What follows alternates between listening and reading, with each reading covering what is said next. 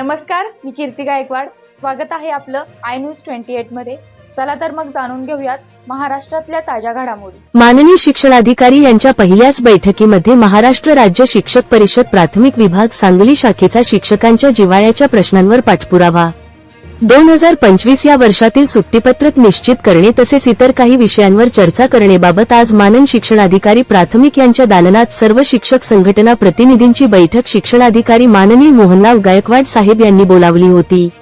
सदरची बैठक अतिशय खेळीमेळीच्या वातावरणात संपन्न झाली. यावेळी सांगली जिल्ह्यातील मॉडेल स्कूल या उपक्रमाचे माननीय शिक्षण मंत्री दादा भुसे यांनी कौतुक करत याची अंमलबजावणी राज्यभर करणार असल्याचे सांगितले.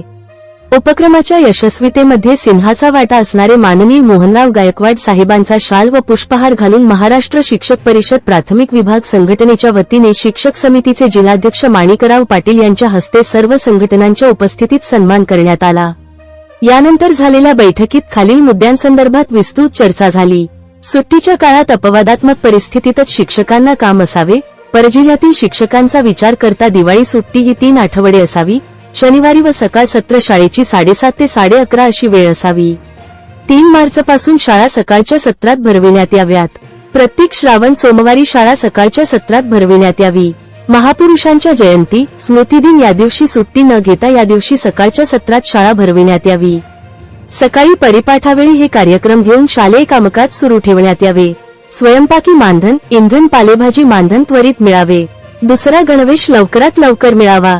शिक्षण परिषद ही शाळेच्या वेळेतच म्हणजे सकाळचे 10:30 ते 5 या वेळेतच व्हावी. सकाळी 10:30 ते रात्रीचा 1:30 शालेय कामकाज आणि 2 ते 5 शिक्षण परिषद अशी वेळ करण्यात यावी. इत्यादी विषयांवर सविस्तर आणि सकारात्मक चर्चा झाली.